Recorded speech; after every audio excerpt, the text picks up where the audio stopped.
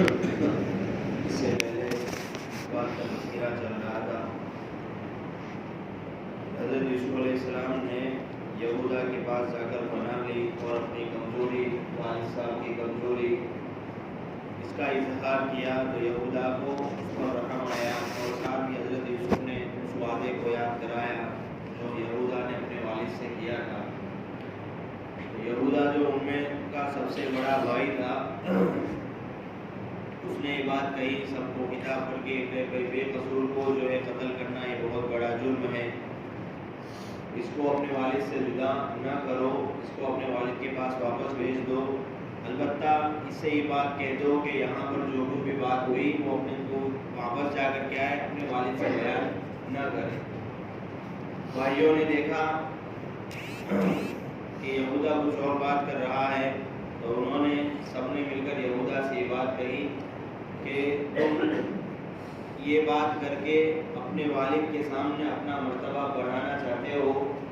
ہمارے راستے میں نہ آؤ ورنہ ہم تمہیں بھی قتل کر دیں گے۔ اب یہودا نے دیکھا کہ بھائی سامنے 9 بھائی موجود ہے اور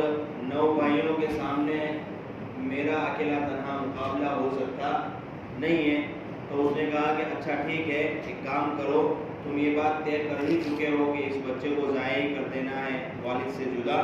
کر دینا ہے، تو میری بات کو دھیان سے سنو کہ یہاں قریب میں ایک پرانا کنواں ہے، اس میں بہت سارے جھاڑ نکل آئے ہیں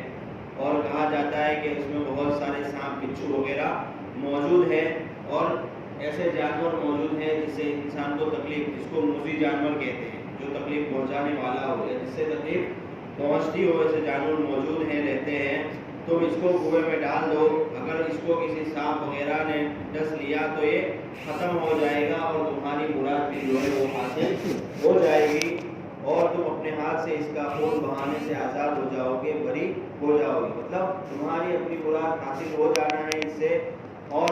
کیا ہے کہ بھائی قتل کا الزام جو ہے وہ تمہارے اپنے اوپر آئے گا نہیں، تم اس کے قاتل کہلاؤ گے نہیں، اور اگر یہ زندہ بھی رہا تو کوئی قافلہ جو ہے شاید یہاں سے آئے گا اور پانی پینے کے لیے کنویں میں ڈول ڈالے گا، تو یہ کیا ہے کنویں سے نکل جائیں گے تو قافلے والے جو ہے وہ اس کو اپنے ساتھ لے جائیں گے اور دوسرے ملک یا جہاں کہیں جانا ہوگا، دوسری دور جگہ کیا ہے اس کو پہنچا دیں گے، اس صورت میں بھی تمہارا مقصد حاصل ہو جائے گا۔ اس بات پر سب بھائیوں کا اتفاق ہو گیا، جس کا بیان آگے آیات میں آ رہا ہے،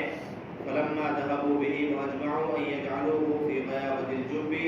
وَأَوْحَيْنَا إِلَيْهِ لَتُنَبِّئَنَّهُم بِأَمْرِهِمْ هَٰذَا وَهُمْ لَا يَشْعُرُونَ،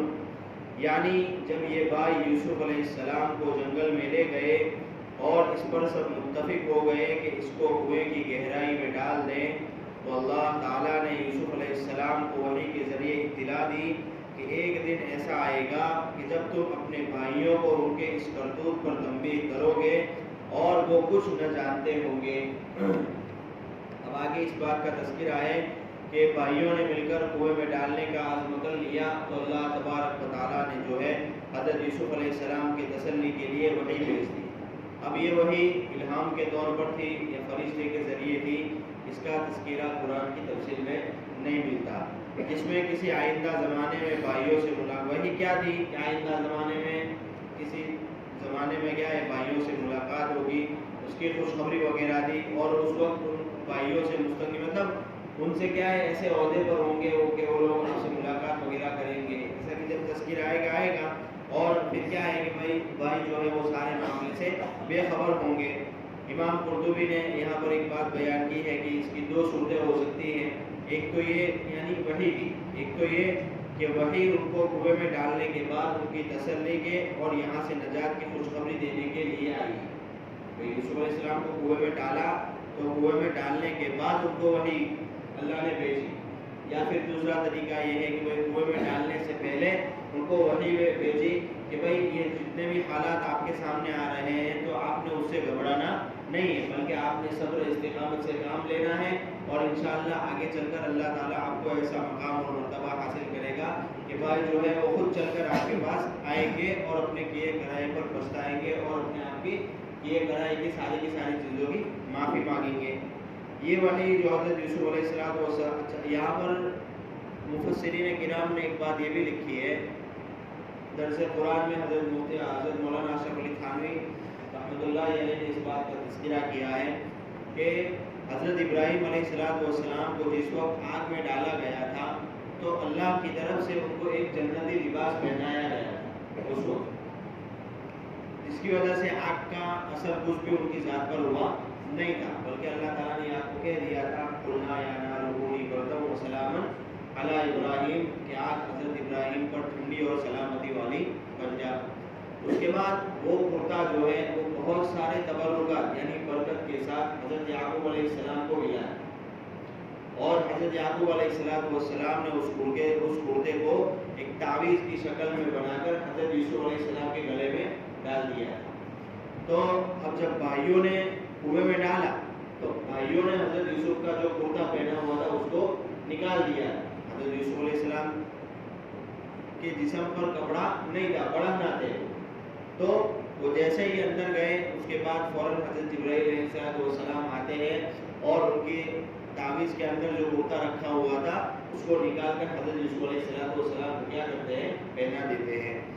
اور یہ وحی جو ہے حضرت یوسف علیہ السلام پر طفولیت کے زمانے میں یعنی بچپنی کے زمانے میں نازل ہوئی۔ تفسیر مظہری میں ایک بات یہ لکھی ہے کہ یہ نبوت کی وحی نہیں تھی، کیونکہ حضرت یوسف علیہ السلام کو جو نبوت ملی تھی وہ 40 سال کے بعد عطا ہوئی تھی، بلکہ یہ وحی ایسی ہی تھی جیسے موسیٰ علیہ السلام کی والدہ کو وحی کے ذریعے اطلاع دی گئی تھی۔ حضرت موسیٰ علیہ السلام کی والدہ کو یہ خطرہ تھا کہ موسیٰ کو بھی کیا ہے فرعون کا لشکر آ کر تلاش لے گا اور اس کو بھی کیا ہے قتل کر دے گا، تو حضرت موسیٰ علیہ السلام کی والدہ کے اوپر وحی کی کہ بھائی فاوحینا الی ام موسیٰ، کہ حضرت موسیٰ علیہ السلام کی والدہ پر وحی ہوئی کہ آپ اس بچے کو دودھ پلاؤ اور اس کو کیا ہے کہ بھائی دریا کے اندر بہتا کر دو۔ پھر اس کے بعد آگے کچھ دیر کے بعد تذکرہ ہے کہ ہم اس کو واپس آپ کے پاس لوٹائیں گے اور اس حالت میں لوٹائیں گے کہ وہ آپ کو کیا ہے اللہ کے نبی اور رسول بن کر آئیں گے۔ تو یہ بات ہے کہ بھائی بچپن کی جو وحی ہے یہ وحی نہیں تھی بلکہ یہ الگ چیز تھی۔ تو یوسف علیہ السلام پر بھی نبوت کی وحی کا سلسلہ جو ہے مصر پہنچنے اور جوان ہونے کے بعد شروع ہوا تھا، جیسا کہ قرآن میں آگے تذکرہ اسی صورت میں آئے گا وَلَمَّا بَلَغَ أَشُدَّهُ آتَيْنَاهُ حُكْمًا وَعِلْمًا۔ ابن جریر وغیرہ اور اس کے علاوہ بھی ابو الحاتم وغیرہ یہ بات کہتے ہیں کہ بھئی یہ وحی جو ہے یہ بھی نبوت کی وحی قرار دیا ہے، جیسا کہ عیسیٰ علیہ السلام کو بچپن میں نبوت عطا کی گئی تھی کہ بھئی جب حضرت مریم علیہ السلام بچہ لے کر آئی تو وہ قوم کے لوگوں نے ان کو بڑا برا کہا، برا بلا کہا، تو حضرت مریم علیہ السلام نے بچے کی طرف اشارہ کر دیا، تو بچے نے کہا تھا کہ حوالے میں تھا قال انی عبد اللہ، کہ بھئی میں اللہ کا بندہ ہوں۔ تو یہ اللہ کی طرف سے حکمت اور وصیت تھی، جس طرح اللہ تبارک و تعالیٰ نے جیسا چاہا ایسا معاملہ ہوا۔ حضرت عبداللہ ابن عباس رضی اللہ عنہ نے فرمایا کہ مصر پہنچنے کے بعد اللہ تعالیٰ نے یوسف علیہ السلام کو وحی کے ذریعے اس بات سے منع کر دیا تھا کہ وہ اپنے حال کی خبر اپنے گھر نہ بھیجے۔ مطلب مصر جب پہنچے اس کے بعد مصر کا جو معاملہ ہوا، جیل میں گئے، زلیخا کا واقعہ آگے آئے گا، اس کے بعد مصر کے جب بادشاہ بنے وہاں تک حضرت یوسف علیہ السلام کو اس بات سے اطلاع دی گئی کہ بھئی آپ اپنے والد کو اس بات کی خبر نہیں کرنی ہے کہ بھئی آپ زندہ ہے، حیات ہے اور کیا ہے کہ اتنے اچھے حالات میں ہیں۔ اب یہاں پر ایک بات ذہن میں یہ بھی آتی ہے کہ بھئی یہ کیا بات ہوئی کہ جب خود نبی ہے اتنے بڑے درجے تک پہنچ گئے تو والد صاحب کو اطلاع دینے سے منع کیوں کیا گیا؟ تو یہ اللہ تبارک و تعالیٰ کی طرف سے حکمت تھی اور مصلحت تھی، اس میں ذہن کو دوڑانے کی زبردستی کی ضرورت نہیں ہے۔ اللہ جل شانہ کی حکمتوں کو کون جا سکتا ہے، کون جان سکتا ہے؟ اس طرز میں مخفی تھی، مطلب بہت ساری چیزیں چھپی ہوئی تھی۔ شاید منظور یہ ہو کہ آپ علیہ السلام کو اللہ کے علاوہ کے ساتھ اتنی محبت کے ناپسند ہونے کو متنبہ کیا گیا تھا۔ امام قرطبی وغیرہ مفسرین نے اس جگہ حضرت یوسف علیہ السلام کے کنویں میں ڈالنے کا واقعہ یہ بیان کیا ہے کہ جب بہت سارے مفسرین نے مختلف باتیں لکھی ہے، اس کا خلاصہ آپ کے سامنے آ جائے کہ حضرت یوسف علیہ السلام کو جب کنویں میں ڈالا گیا تو حضرت یوسف علیہ السلام دوبارہ ہر بھائی کے پاس گئے اور ہر بھائی کے دامن کو پکڑا اور کہا کہ بھائی میرے ساتھ ایسا نہ کرو، میں نے کیا بگاڑا ہے آپ کا؟ اور اس وقت بھی بھائیوں نے ان کی ایک نہ سنی اور ہر بھائی نے ان کو دھلکار دیا اور وہی جواب دیا کہ جاؤ اپنے 11 ستارے اور سورج چاند وغیرہ کو بلاؤ، ہم دیکھتے ہیں کہ وہ تمہیں بچانے آتے ہیں کہ نہیں آتے۔ اس اس کے بعد حضرت یوسف علیہ السلام تو جب لگا کہ کوئی ان کی مدد کرنے والا ہے نہیں تو کیا ہے ان کے ہاتھوں کو باندھ دیا رسی وغیرہ سے یا کسی اور چیز سے باندھ دیا. اس کے بعد ان کو ڈول میں ڈال دیا. اور ایک بات یہ آتی ہے کہ بھائی کنویں میں جب ان کو گرایا جاتا تھا تو حضرت یوسف علیہ السلام نے کنویں کے کنارے کو پکڑ لیا تھا. مفسرین نے یہاں تک یہ بات لکھی ہے کہ جب انہوں نے کنویں کے کنارے کو پکڑا تو بھائیوں نے کیا ان کے ہاتھ پر مار کر ان کے ہاتھ وہاں سے چھڑائے. ہو سکتا ہے کہ ڈول میں ڈالنے کے بعد انہوں نے کنارے کو پکڑا ہو. پھر جب آدھے کنویں کے اندر گئے تو بھائیوں نے کیا ہے ان کا کرتا نکال کر ان کی رسی کو کاٹ دیا. اس طرح حضرت یوسف علیہ السلام کنویں میں گر گئے. اب کنویں میں جیسے گرے تو ظاہر سی بات ہے بچے ہیں, اوپر سے اگر کوئی چیز نیچے گرتی ہے آواز آتی ہے یا کوئی انسان گرتا ہے تو ظاہر سی بات ہے اس کو نقصان وغیرہ پہنچتا ہے. تو یہاں پر حضرت یوسف علیہ السلام کو کسی بھی طرح کی کوئی چوٹ نہیں آئی کیونکہ وہ اس وقت پانی میں گرے تھے اور پانی کے اندر اس وقت اللہ نے ایسی تاثیر پیدا کر دی کہ وہ زخم حضرت یوسف علیہ السلام کو نہ دے سکے. یا یہ بات بھی ہے کہ جیسے ہی بھائیوں نے حضرت یوسف کو کنویں میں ڈالا اور رسی کو کاٹا فوراً اللہ تبارک و تعالیٰ کی طرف سے حضرت جبرائیل کو حکم ہوا کہ جاؤ حضرت یوسف کو بچاؤ. حضرت جبرائیل علیہ السلام فوراً آئے اور حضرت یوسف علیہ السلام کو انہوں نے بچا لیا. اس کے بعد وہاں پر ایک پتھر کی چٹان تھی. اب اس کے بارے میں بھی الگ باتیں ہیں بھائی حضرت یوسف کے گرنے کے بعد وہ پتھر کی چٹان اللہ نے بنائی یا حضرت یوسف کے گرنے سے پہلے ہی وہ پتھر کی چٹان وہاں پر بنی ہوئی تھی. حضرت یوسف علیہ السلام کیا ہے وہ چٹان پر بیٹھ گئے. اب یوسف علیہ السلام جو ہے وہ 3 دن تک وہاں رہے اور یہودا جو ان کا بڑا بھائی تھا وہ چھپ کر دوسرے بھائیوں سے ان کے پاس جاتا تھا اور ان کو کھانا وغیرہ بھی پہنچاتا رہتا تھا. دوسری جگہ یہ بات بھی لکھی ہے کہ دوسرے بھائی بھی چھپ کر جاتے تھے اور دیکھنے جاتے تھے کہ بھائی ابھی موجود ہے کہ نہیں ہے, کہ کوئی لے گیا کہ نہیں لے گیا. مطلب ان کا معاملہ تو کیا ہے والد سے ان کو دور ہی کرنا تھا تو وہ ان کی نگرانی کر رہے تھے کہ بھائی آیا وہ موجود ہے کنویں میں یا پھر کیا ہے کہ کوئی قافلہ ان کو لے گیا ہے یا وہ خود بخود کیا ہے بذات خود مر گئے ہیں. تو بھائی بھی وغیرہ چھپ کر ان کو دیکھنے آتے تھے. لیکن یہودا کا معاملہ ذرا اچھا تھا کہ وہ ان کو کھانا وغیرہ پہنچا دیا کرتا تھا. اس کے بعد بھائی حضرت یوسف علیہ السلام کے بھائی جو ہے وہ والد صاحب کے پاس آتے ہیں. وجاءوا اباهم العشاء يبكون یعنی کہ وہ لوگ اپنے ابا کے پاس عشاء کے وقت روتے ہوئے ہیں یعنی رونے کی حالت میں آئے. اب یہاں پر عشاء کا وقت جو ہے وہ اندھیرا کا وقت ہوتا ہے. تو اس یہاں پر بھی دو باتیں لکھی ہے کہ بھائی وہ جب آئے تو اتنی دور چلے گئے تھے کہ آتے اندھیرا ہو گیا تھا. یا تو یہ بات ہے کہ انہوں نے جان بوجھ کر دیر کر دی تاکہ اندھیرے میں اپنے والد کے سامنے کس طرح ان کو منہ دکھانے آئے وہ اس کو پتہ نہ چلے. اندھیرے کے اس وقت اتنی لائٹنگ وغیرہ کی سہولت نہیں تھی اس وقت.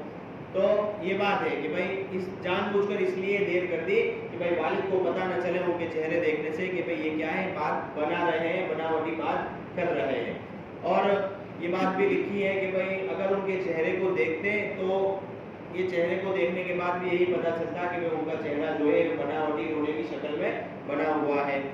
یا قالوا یا ابانا انا ذهبنا نستبق وتركنا يوسف عند متاعنا فاكله الذئب وما انت بمؤمن لنا ولو كنا صادقين. یعنی جب وہ رات کو روتے ہوئے آئے تو حضرت یعقوب علیہ السلام نے ان کی رونے کی آواز سن کر گھر سے باہر نکلے اور پوچھا کہ کیا بات ہوئی, ہماری بکریوں کی ریوڑ پر کسی نے حملہ کر دیا, یوسف کہاں ہے. تو بھائیوں نے کہا کہ اے ابا جان ہم نے بھائی کو کیا ہے انا ذهبنا نستبق یعنی ہم دوڑ لگائی کر رہے تھے. وترکنا یوسف عند متاعنا اور ہم نے حضرت یوسف کو ہمارے سامان کے پاس چھوڑا تھا. فاكله الذئب بس بھیڑیا اسے کھا گیا. وما انت بمؤمن لنا ولو كنا صادقين اور ہم کتنے ہی سچے ہو آپ کو ہمارا یقین تو آئے گا ہی نہیں. یہ بھائیوں نے بات کہی. ابن عربی اور احکام القرآن نے فرمایا کہ بھائی باہمی مسابقت یعنی باہمی کوئی مقابلہ کرنا شریعت میں مشروع ہے اور اچھی خصلت بھی ہے جو جنگ و جہاد وغیرہ میں ہوتا ہے. پھر مذکورہ آیات اور روایات سے اصل گھوڑ دوڑ کا جائز ہونا بھی ثابت ہوا. اور گھوڑ دوڑ کے علاوہ دوسری دوڑیں بھی ہیں جیسے کہ تیر اندازی ہے, تیراکی ہے وغیرہ. اس میں اگر مسابقت ہوتی ہے مطلب کہ بھائی کوئی پہلا آتا ہے کوئی دوسرا آتا ہے جیسے کہ آگے بیان کیا یہ جائز ہے. اور اس میں ایک فریق کو کیا ہے دوسرے فریق کی طرف سے انعام بھی دیا جاتا ہے. لیکن اگر اس میں ہار جیت وغیرہ کی شرط ٹھہری جائے، ہار جیت وغیرہ کی شرط ہو تو یہ پھر جوئے کی قسم میں سے ہو جائے گا. وجاءوا علی قمیصہ بدم، اب اس کے آگے یہ تذکرہ ہے کہ وجاءوا علی قمیصہ بدم کذب، یعنی حضرت یوسف علیہ السلام کے بھائی یوسف کے کرتے پر جھوٹا خون لگا کر لائے تھے تاکہ والد کو بھیڑیے کے کھانے کا یقین دلائے. اب یہ خون جو ہے وہ دو چیزوں کا تھا. مفسرین نے لکھا ہے، بعضوں نے کہا ہے کہ بکری کے بچے کو کاٹ کر انہوں نے وہ خون کرتے پر لگا دیا تھا، اور بعضوں نے کہا ہے کہ بھائی ہرن پر کاٹ کر انہوں نے خون جو ہے وہ کرتے پر لگا دیا تھا. مگر اللہ تعالیٰ نے ان کا جھوٹ ظاہر کرنے کے لیے ان کو اس سے غافل کر دیا کہ کرتے پر خون لگانے کے ساتھ ساتھ اس کو پھاڑ بھی دیتے. ان کے ذہن میں یہ بات آئی ہی نہیں بھائیوں کے.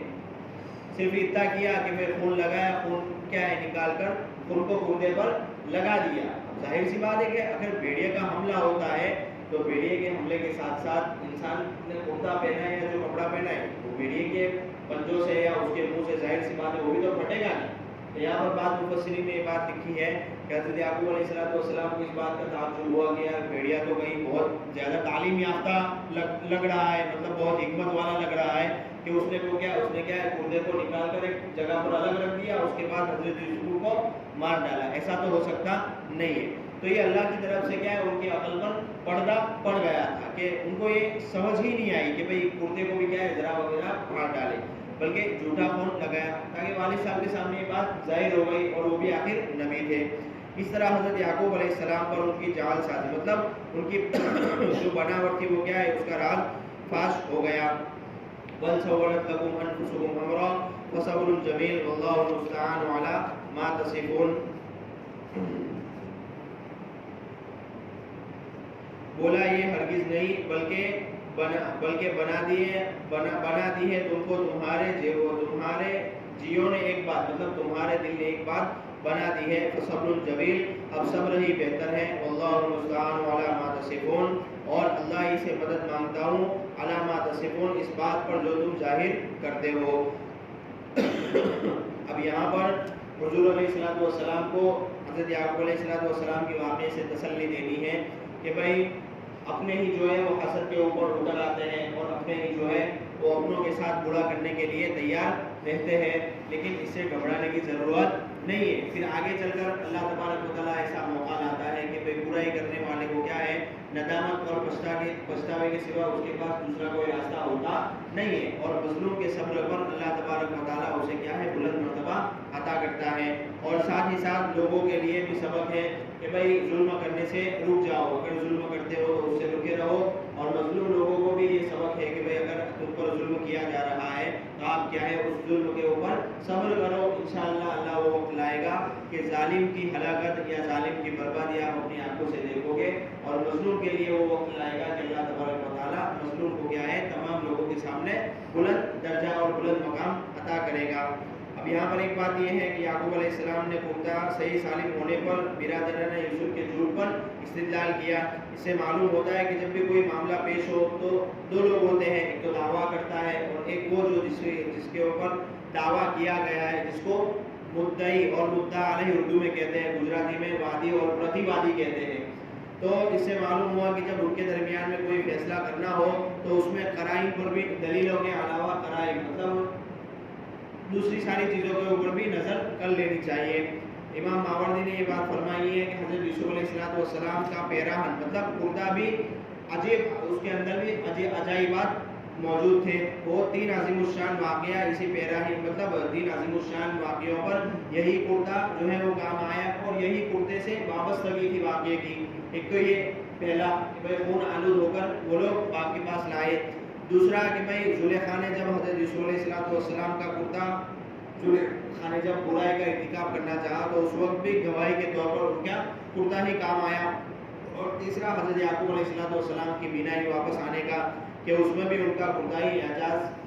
ان کا کردہ ہی کیا ہے وہ اعجاز کا مظہر ثابت ہوا. مطلب وہ واقعہ آگے آئے زلیخا کا اور حضرت یعقوب کا. اس سے یہ بات علماء نے یہ بھی لکھی ہے کہ یعقوب علیہ السلام نے جو بات اپنے صاحبزادوں سے اس وقت کہی تھی بل سولت لکم انفسکم امرا، یعنی تمہارے نفوس نے، دلوں نے ایک بات بنائی ہے. یہی بات اس وقت بھی کہی جبکہ مصر میں حضرت یوسف علیہ السلام کے حقیقی بھائی بنیامین ایک چوری کے الزام میں پکڑ لیے گئے. آگے آئے گا واقعہ جب مصر کے بادشاہ بنتے ہیں، 8 سال کا زمانہ آتا ہے، اس وقت بھائیوں کو بھیجتے ہیں یعقوب علیہ السلام غلہ وغیرہ لینے کے لیے. حضرت یوسف علیہ السلام کیا ہے، بنیامین کو اپنے پاس روک لیتے ہیں. تو اس وقت بھی بھائیوں نے یہ بات کہی، تو اس وقت بھی حضرت یعقوب علیہ السلام نے یہ بات کہی کہ بل سولت لکم انفسکم، دونوں جگہ ایک بات کہی. لیکن یہاں پر غور کرنے کا مقام یہ ہے کہ حضرت یعقوب علیہ السلام نے یہ باتیں جو کہی وہ اپنی رائے سے کہی تھی. اس میں پہلی بات جو ہے وہ صحیح نکلی، مطلب پہلی بات تو صحیح نکلی، حضرت یوسف علیہ السلام کے مردے والی خون لگا کر لائے، تو یہ بات تو صحیح نکلی کہ بھائی بعد میں وہ ساری باتیں ظاہر ہو گئی. اور دوسری بات جو ہے وہ بنیامین پکڑ لیے گئے، اس وقت بھی کہی. اب بنیامین جو پکڑ لیے گئے اس میں بھائیوں کا کوئی قصور نہیں تھا، تو حضرت یوسف علیہ السلام نے بنیامین کو اپنے پاس رکھنے کے لیے اور حقیقت بتانے کے لیے یہ ترکیب اختیار کی تھی. وہ تفصیل وضاحت آگے آئے گی. تو یہ بات، اس سے یہ بات معلوم ہے کہ بھائی رائے کی غلطی پیغمبروں سے بھی ابتداءً ہو سکتی ہے، اگرچہ بعد میں ان کو وحی الہی مطلب اللہ تبارک و تعالیٰ وحی کے ذریعے غلطی پر قائم رہنے دیتے نہیں. اب یہاں پر ایک بات یہ بھی پتہ چلتی ہے کہ حضرت یعقوب علیہ السلام نے یہ بات کہی کہ میرے لیے تو کیا ہے، صبر کرنا ہے، اور اللہ تبارک و تعالیٰ کیا ہے، حامی و مددگار ہو، جو کچھ تم کہہ رہے ہو یا کر رہے ہو. تو یہاں پر حضرت یعقوب علیہ السلام نے اس کے بعد کوئی کسی طرح کی چھان بین وغیرہ یا بھائیوں کے اوپر کیا ہے زور زبردستی ظلم وغیرہ یا اور کوئی انہوں نے راستہ اختیار نہیں کیا. تو مفسرین نے بات لکھی ہے کہ حضرت یعقوب علیہ السلام کو وحی کے ذریعے بتا دیا گیا تھا کہ بھائی تمہارے ساتھ یہ ساری باتیں ہونے والی ہیں. مطلب حضرت یوسف علیہ السلام کے پورے واقعے کی اطلاع دی گئی تھی کہ آگے چل کر آپ نے ان سے ملنا ہے اور ان سے آپ کی ملاقات وغیرہ ہوگی. تو یعقوب علیہ السلام نے اسی حکمت کے پیش نظر کسی بھی طرح کی کوئی کارروائی وغیرہ نہیں کی. اب یہاں پر رائے کی ایک بات آئی تو امام قرطبی نے ایک بات لکھی ہے کہ اس سے یہ بات ثابت ہوا کہ رائے کی غلطی جو ہے، مطلب کوئی آدمی جب رائے دیتا ہے تو اگر بڑا بھی آدمی ہو تو بڑے سے بڑے آدمی سے بھی کیا ہے، رائے کی غلطی ہو سکتی ہے. اس لیے جو بھی آدمی صاحب الرائے ہے اس کو چاہیے کہ اپنی رائے کو اہم سمجھے، اس پر ایسا جہود نہ کرے، مطلب اس پر ایسا جمع نہ رہے کہ دوسروں کی بات سننے اور ماننے کو تیار نہ ہو. اب اس کے آگے تذکرہ ہے وجاءت سیارۃ، ان کی بھائی قافلہ آیا اور انہوں نے کنویں میں ڈول ڈالی. پھر آگے کیا معاملہ ہوتا ہے انشاءاللہ اس کا تذکرہ آئندہ کل کر لیں گے.